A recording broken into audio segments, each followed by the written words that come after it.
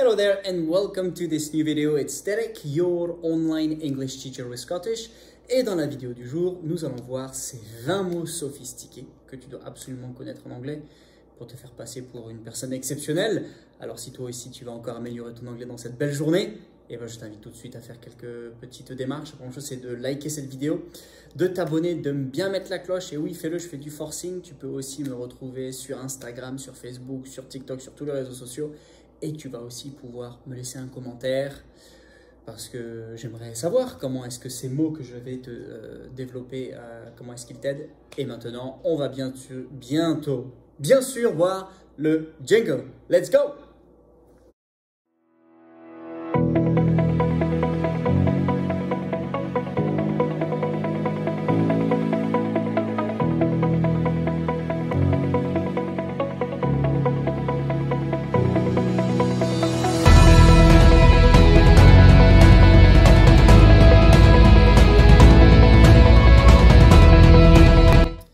Alors, voici les différents mots que j'aimerais te laisser. Le premier, alors c'est pas le bon stylo. Le premier, c'est absolutely. Alors, plusieurs choses sur ce mot. C'est un mot que je te conseille d'utiliser pour dire oui. C'est très sophistiqué. C'est bien le thème de cette vidéo, les 20 mots sophistiqués que tu dois connaître. Maintenant, au lieu de dire yes, yes, tu dis absolutely. Oh, absolutely. Donc ça, c'est vraiment un mot que je te conseille d'utiliser qui veut dire oui. Ensuite, to convey. To convey. Donc c'est un verbe. Et to convey veut tout simplement dire communiquer. Donc, I conveyed my anger. J'ai communiqué ma colère. I conveyed my anger. J'ai communiqué ma colère, donc to convey, c'est un mot qui est vraiment très bien pour dire j'ai fait passer un message, j'ai communiqué. Ensuite, caveats. Alors on va mettre au pluriel. C'est quand on veut faire des remarques, quand on veut faire... en fait, caveats, c'est par exemple, avant de dire ton propos, tu dis « Ah, j'ai quelques remarques préliminaires à faire qui sont des... » Alors en fait, ça veut dire quoi? Ça veut dire warnings. Je ne trouve pas le mot en français, comme tu vois depuis tout à l'heure, je tourne autour du pot. Warnings. Ok? A warning. Several warnings. Donc c'est quand tu veux faire des remarques qui viennent souvent contrer ensuite tes propos. Warnings, a caveat. Ensuite, oblivious.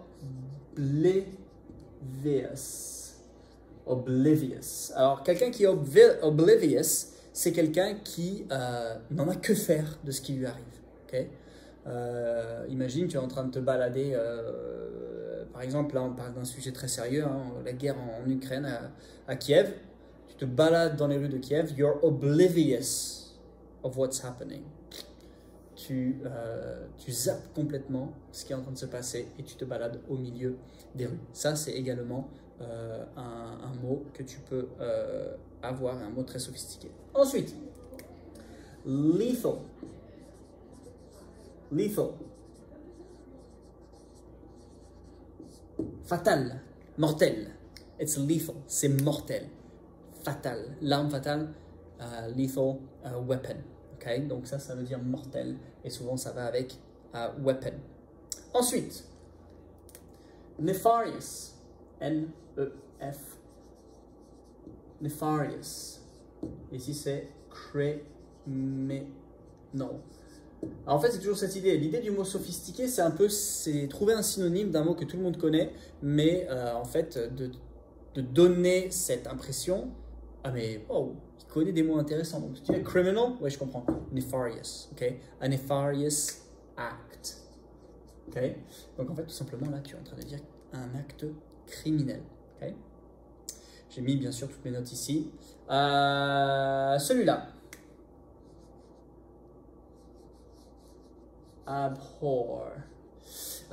Ça veut dire hate.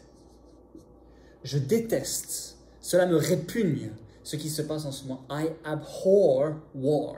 Je déteste, ça me répugne. J'en ai marre. Je ne peux pas concevoir cette guerre.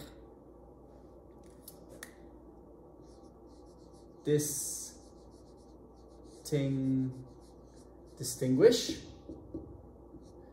Distinguish, alors ça peut être par exemple un sportif qui est distinguished, sports player. C'est qui est distingué, c'est quelqu'un qui a pas des distinctions parce que ça n'existe pas vraiment en français. C'est quelqu'un qui a eu des médailles, quelqu'un qui a eu des récompenses. C'est un athlète qui a des trophées. He is distinguished. Okay?